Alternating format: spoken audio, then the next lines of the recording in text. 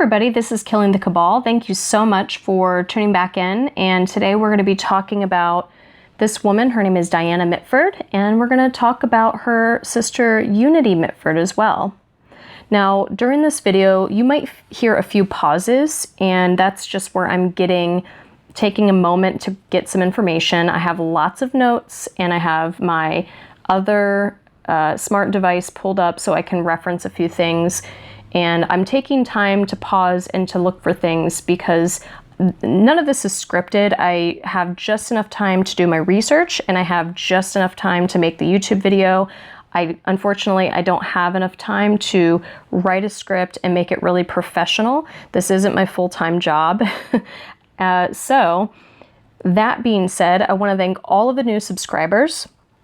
And I want to thank everybody who has liked the video and that has given some positive feedback and positive comments. And so we're going to get into it. So the premise of this video is going to be about Diana Mitford and Unity Mitford and their ties to the Nazi Party and to the occult. You're going to hear about people that they're related to and that they were friends with. And I will be referencing certain books that I've read and documentaries that I've watched. I'll give you the information on those books and documentaries just in case you want to look them up as well. And I'll also be referencing a few Q drops that relate to all of this. And as you know, this channel is about the Q drops and the research that I've done from those Q drops. The Q drops are like little hints or nuggets of information. You take that information and then you do research on your own. So that is the gist of what this is going to be all about. So I appreciate your patience, and I really do feel strongly that if you watch the whole way through, you're going to really get some interesting information about this. And even if you just learn one new thing, it's always good, right? Especially for those of us that like to do research on this information and on these topics. So, Diana Mitford. If you want to learn more about Diana Mitford and her sisters and her family, then I'm going to recommend a little video. It's a 30-minute video on YouTube. The name of the video is called The True Story of 6 Remarkable Sisters, and the channel is called Human Interests. So that video in particular just kind of goes through each individual sister, and it gives information about their personal life experiences, their political affiliations, and their careers, and then what ended up happening to them at the end. Another really great thing to do is to watch or listen to interviews of Diana Mitford or the Duchess of Devonshire, who's one of the other Mitford sisters. I really feel like listening to an interview, especially the Diana Mitford interviews, it gives you a very clear picture of who these people are. For instance, Diana Mitford, she was originally married to Brian Guinness. Brian Guinness is the father of Daphne Guinness. That's what got me started on researching Diana Mitford. So when she married Brian Guinness, she was at a party where she saw another gentleman named Sir Oswald Mosley. When she fell in love with Sir Oswald Mosley, but knew that she couldn't marry him, she decided that she would divorce her husband anyway and live as this Sir Oswald Mosley's mistress because he was not willing to divorce his wife. So she ended up, becoming his mistress. And in 1936, they did get married. And in fact, they were married at Joseph Goebbels' home. And Adolf Hitler was the guest of honor at their wedding. So when you look at someone like Diana Mitford, and I'm just going to use their maiden names throughout the video. When you look at someone like Diana Mitford, who came from a very privileged background, got involved with Sir Oswald Mosley, who was the leader of the new, what did they call that? The British, hang on one second so I can look that up.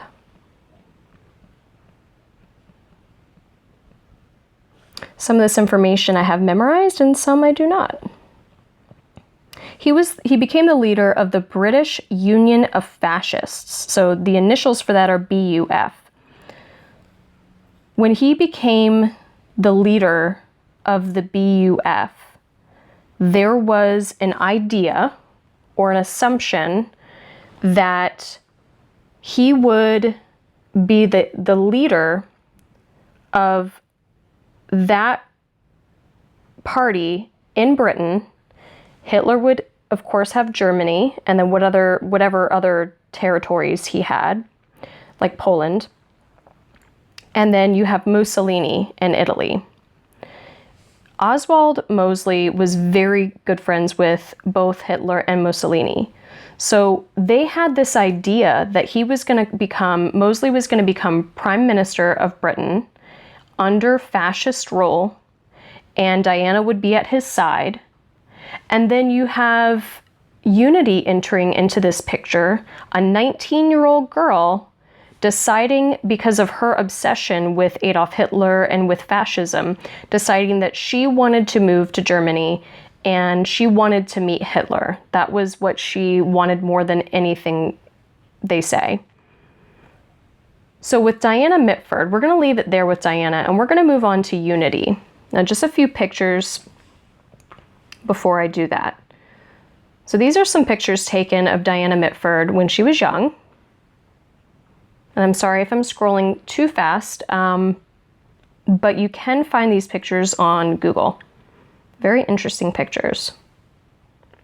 Now, I want to point out in this picture, this was when she was still married to Brian Guinness, and this party that was thrown was called Come as Your Opposite. It was a themed party where you came as your opposite. So she decided to attend as an angel. Now, what do you think that says about her? Very telling, right? And then here is another picture of, it's kind of blurry, but there's some other good pictures online. This is Diana Mitford and her sister Unity. Unity is pictured on the right. And we're going to just take a look at this picture. Actually, forgot to show you this one. This is a young Brian Guinness with his first wife, Diana Mitford. And if you look at the picture of Brian Guinness, he looks so similar to his son, Tom Guinness. Tom Guinness, just to remind you, is married to Rachel Chandler. Okay, let's take a look at this picture now. All right, so here we have in this picture, of course, Adolf Hitler and Unity Mitford. Let me give you a little bit of information that you may not already know about Unity Mitford. We're going to start with some details about her name and her birth. Unity Mitford was born in Swastika, Canada. It is a real place, look it up. She was born in Swastika, Canada. Her middle name is Valkyrie. So, if you don't know why the name Valkyrie is significant, I would look up Wagner, who was a composer, and he composed a piece called Ride of the Valkyries. Adolf Hitler had a little bit of an obsession with Wagner. And another interesting fact is that the Mitford girls' grandfather his name was Barty Mitford. He was very good friends with both Wagner and H.S. Chamberlain. So if you don't know about those two people, they're anti-Semites and they're just two very nasty people, but you can look them up.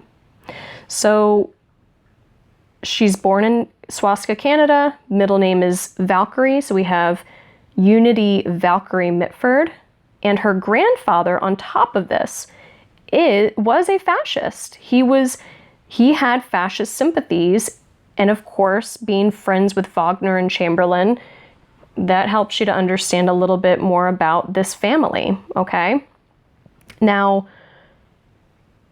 the Unity sisters, the Unity children, should I say, because there is one boy, the Unity children's parents, the mother was friendly with Adolf Hitler, and it's said that the father was not friendly with Adolf Hitler and wanted nothing to do with him because he was opposed to fascism. That part I don't really believe, because they named their daughter Valkyrie, gave her the middle name of Valkyrie. So now if it was the grandfather naming his daughter Valkyrie, that would make sense, right? But saying that Diana and Unity's father had no,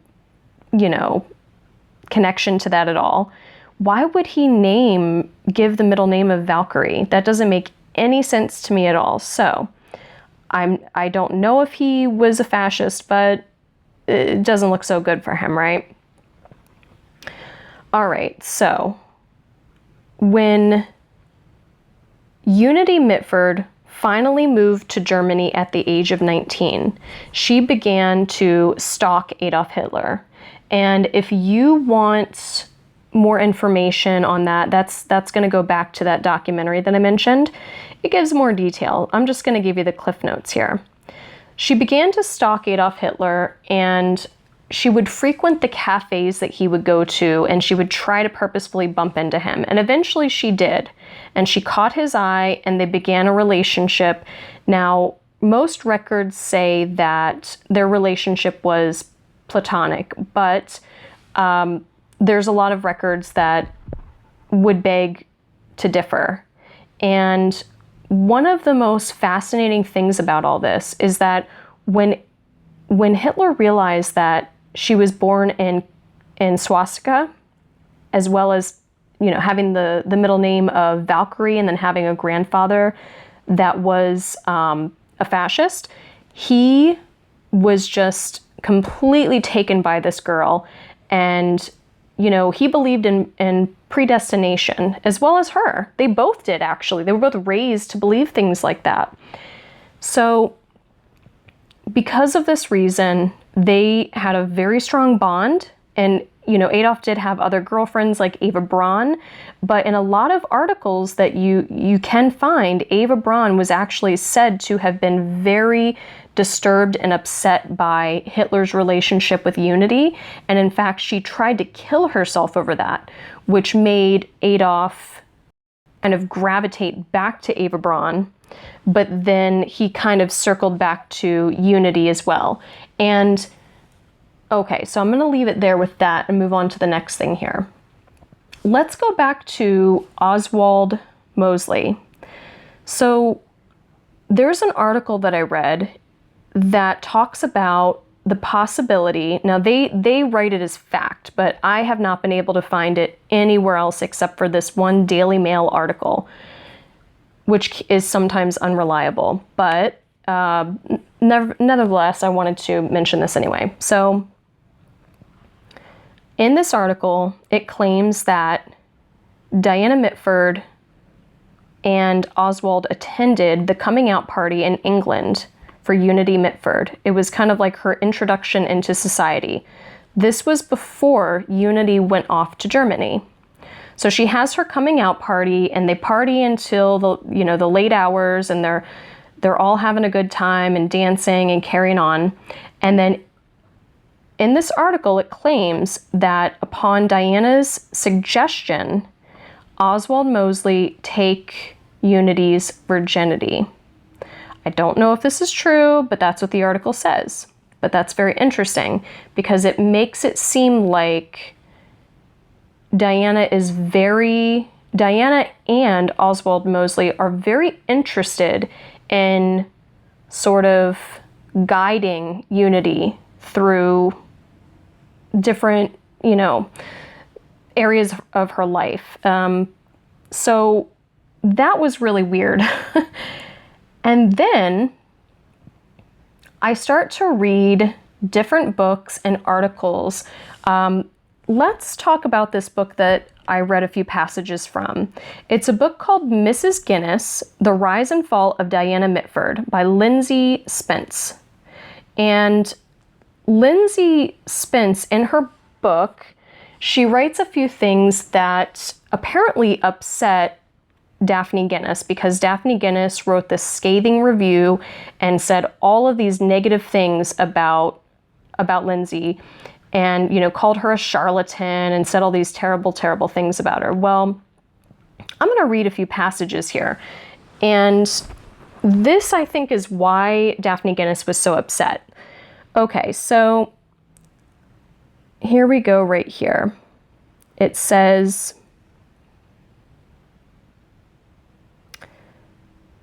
okay, Unity had become a frequent guest at Bernstein Castle, and together she and Janos holidayed in Venice and had Diana and Mosley in the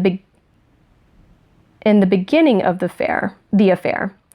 So what she's talking about here is there was a castle, and it was called the Burg Bernstein Castle.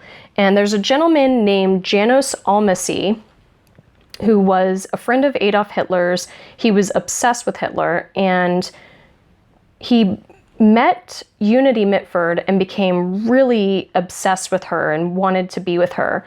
And she ended up vacationing with him. And so Janos Almacy and Unity, and then you have Oswald and Diana together. And the four of them would go and do things together. They would go on vacation, and they went to Janos Almacy's castle and family castle called Burg Bernstein.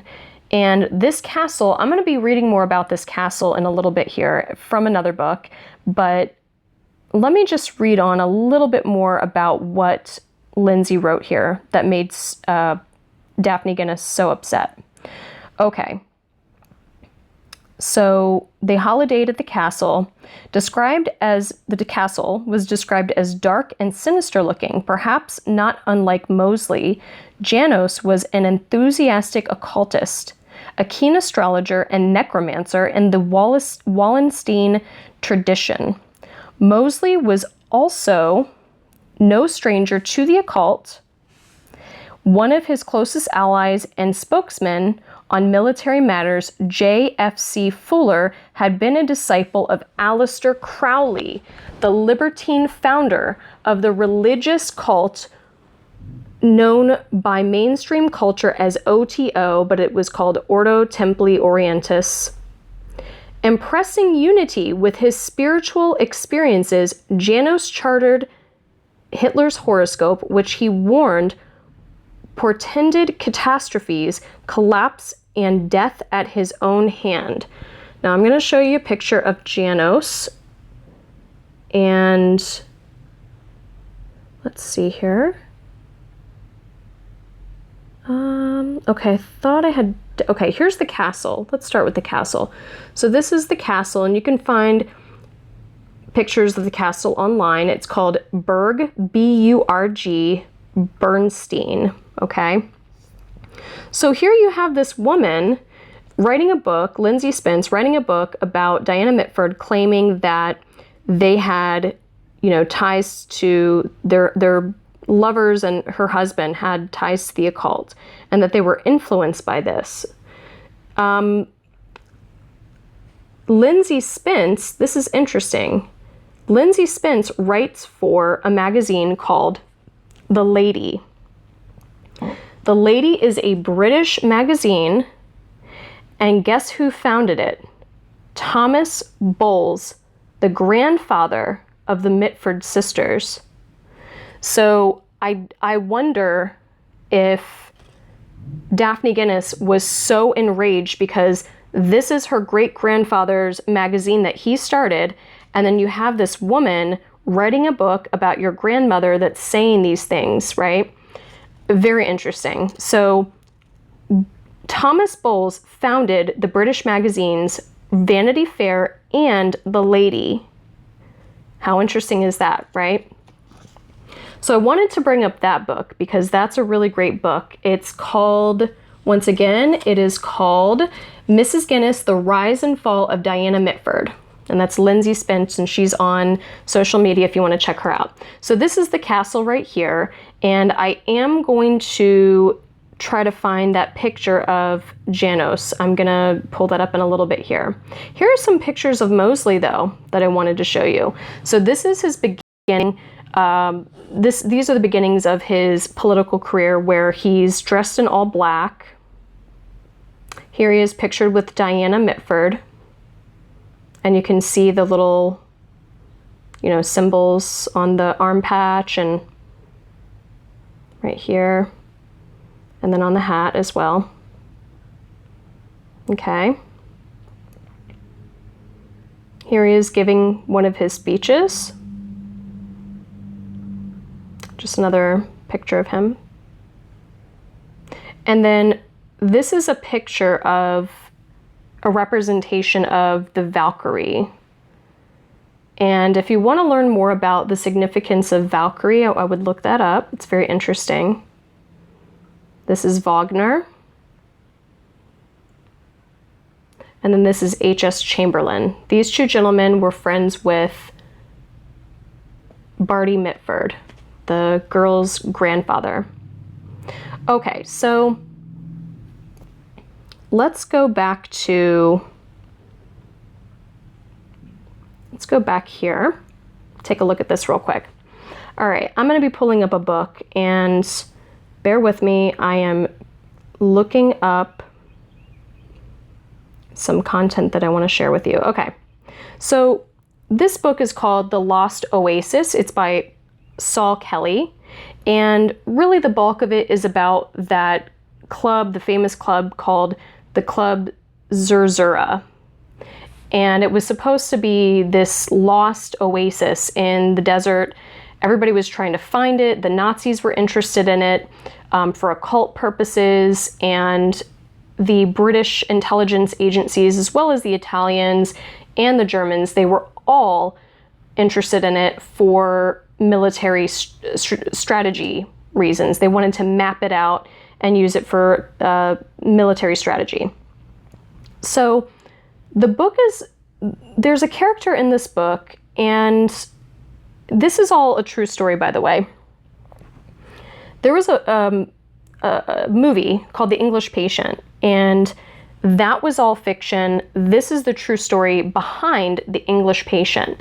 And the guy that he's talking about in this book is Janos Almassy's brother. His name is Teddy Almassy. That's his nickname, of course. But Janos is an interesting character because of his occult background, his upbringing, and then also, of course, where he grew up at that castle, Burg Bernstein, but then his own take on his interest in the occult life. So I'm going to read an excerpt from this book, and at the end, I'm going to kind of tie in some other things, okay? It gets really interesting. Now, some of the information that I just read to you from the book by Lyndsy Spence, the Rise and Fall of Diana Mitford, some of that information was actually taken from this book right here. So you're going to hear a little bit of a repeat of some stuff, but there's a lot of other things that I haven't talked about yet. Okay. Here's the excerpt from this book.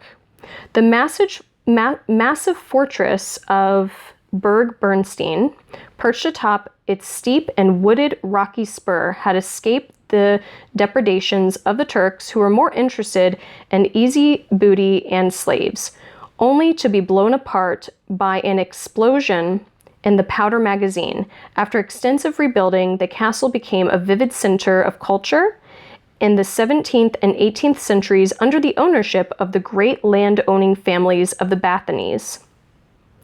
This is reflected not only in the rich decoration of the walls and ceiling in the Rittersaal, which is known as the Knight's Hall, with hunting scenes in the window niches, but also the inscription Dracula around the open fireplace. This reference to the vampiric activities of the infamous Countess Daphne, who was exiled to Transylvania and later immortalized in male form by the Gothic novelist Bram Stoker, was a grim joke later added by Teddy's elder brother, Janos.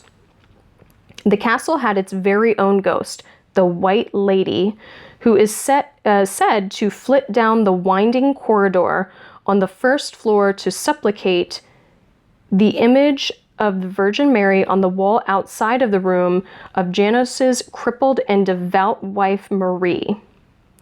I'm going to pause right there, and I'm going to just mention that when you start to read up on the Mitford girls and the Mitford family, the home that they grew up in and lived in was said to have a ghost of a gray lady.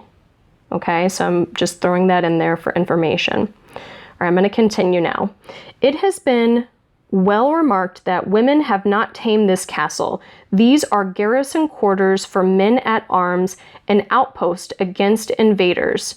Teddy's and Janos's room are sparsely furnished, indicating a Spartan upbringing, but the skeleton in Teddy's cupboard, the skull crowned with a Jewish yarmulke on Janos's desk, and the horoscope with which Janos cast for himself and painted onto the wall of the external staircase at the far end of the castle courtyard, the occult books by Levi, Pappas, and others kept in locked cabinets, the tarot cards and the pentacles indicate a darker, more sinister side to the Almasy family.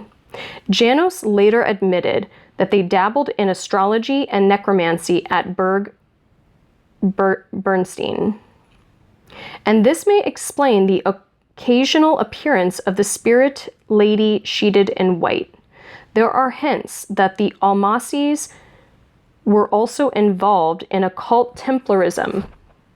The medieval Templar legends told of the ruthless suppression of this wealthy, influential, crusading military order for satanic practices and blasphemies, including the worship of a huge androgynous idol called Baphomet and phallic cult orgies involving sodomy and fellatio.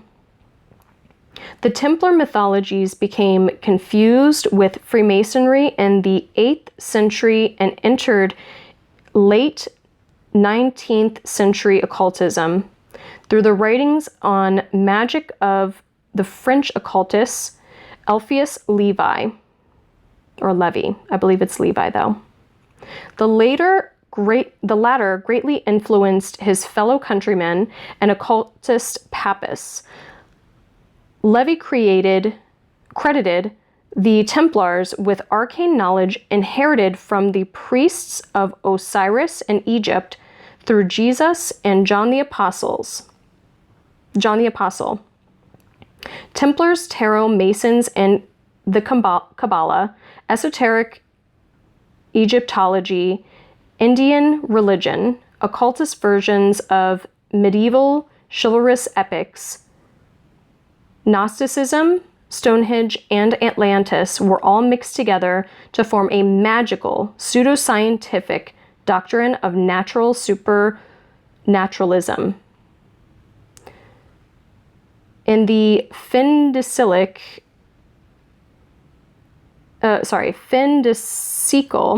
atmosphere of esoteric elitists, decadence in Europe, much of Levi's magical lore, including Templarism, was incorporated by his followers into a new theory of aristocratic politics.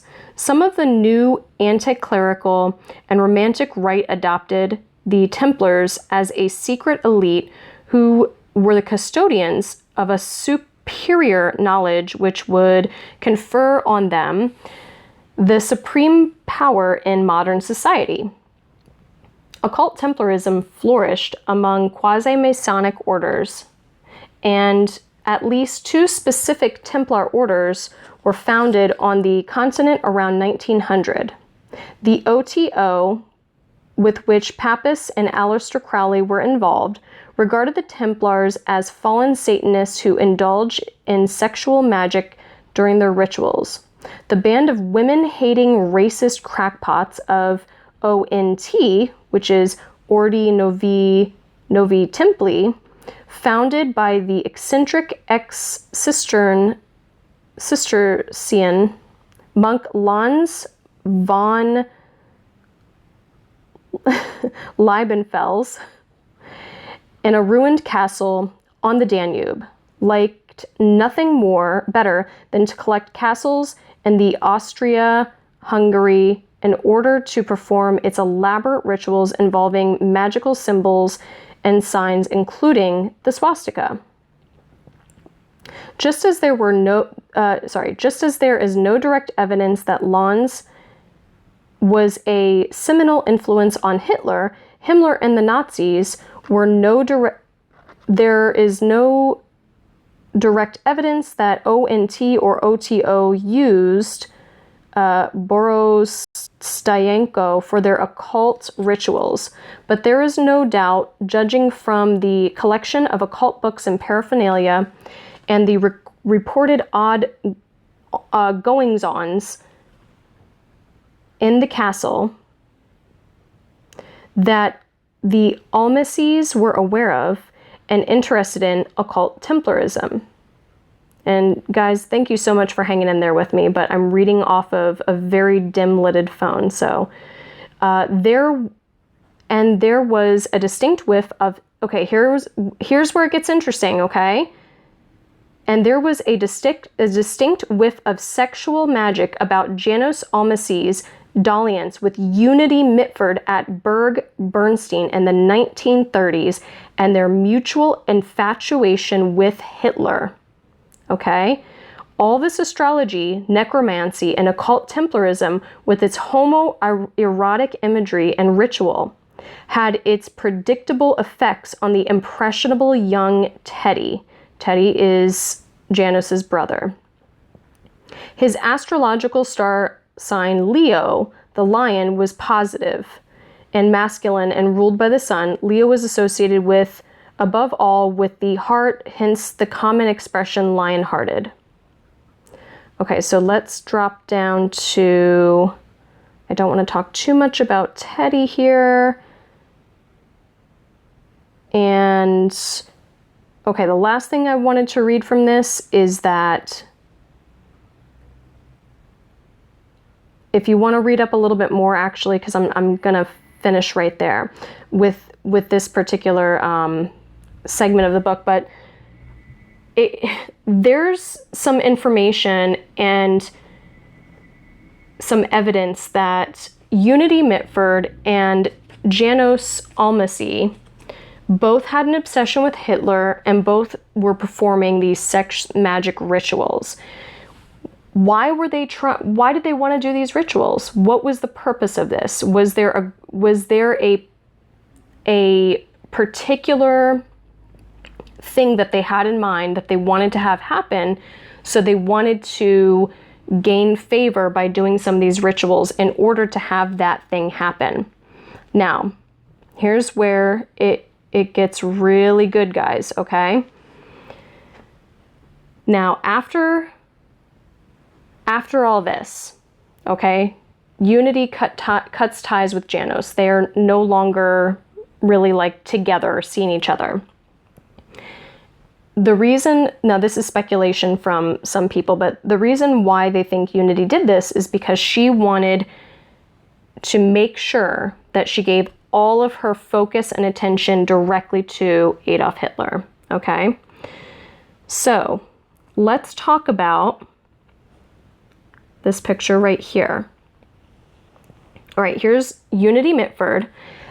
Now, after war was declared and Germany and Britain were going to war, Diana Mitford and Oswald Mosley went back to Britain. They were told by Adolf Hitler to go back to Britain. And actually Hitler told Unity to go back as well, but she refused to.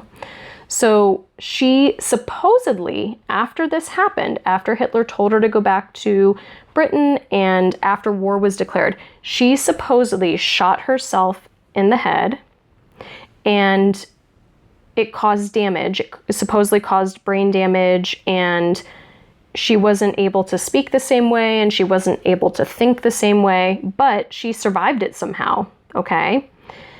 She goes to a hospital where her mother and her sister pick her up. They take her back to England, all right?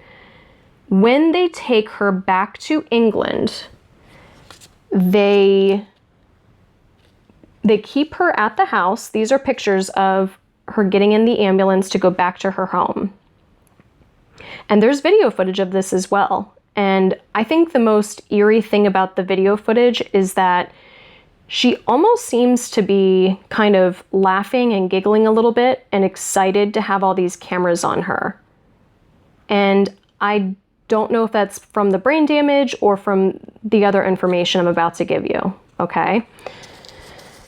All right, so war is declared. Unity Mitford goes back to England, and she is admitted to Hillview Cottage in Wigington. Hillview Cottage is a maternity ward. Now, there is a fantastic documentary called Hitler's British Girl. I highly recommend you watch it. Martin Bright, who's a journalist, did this really great piece. He started to research all of this information about, Unity's connection to Adolf Hitler, and he starts to do this investigation. And he does a piece and he puts it out on local news, and he gets someone interested in giving him additional information. And her name is Val Hahn. She was the niece of midwife Betty Norton. Betty Norton worked at this Hillview Cottage, this maternity home. And Val Hahn's aunt, Betty Norton was sisters with Val Hahn's mother. And there was this moment when Val Hahn was a little girl, and she overheard her mom and her aunt talking, and they were whispering and talking about a story about the time that Unity Mitford came to Hillview Cottage to have her baby. And so when you watch this documentary and this interview between Martin Bright and Val Hahn, Martin Bright asks Val Hahn, so who did your aunt see at Hillview Cottage? And then of course Val Hahn says, well, she saw Unity Mitford. And then Martin Bright asks, why was Unity Mitford at Hillview Cottage? And she said, well, to have her baby. She had her baby. And then Martin Bright asks, did they say who the father was of the baby? And without hesitating, Val Hahn says, well, it was Hitler. They said it was Hitler. And she ends up saying that the child was a boy. Now, during the time, there were hardly any birth records because of the war. So many birth records were lost, and there were many births that were unrecorded, even at this Hillview Cottage. Martin Bright went to interview the current caretaker of Hillview Cottage, and she confirmed that during that period of time, many birth records were missing, or just births were not recorded because of what was happening there. There was another person that Martin Bright interviewed. Her name was Audrey Smith. She claims that when she was a girl, she saw Unity Mitford at Hillview Cottage. Now, she has a different take on what happened there.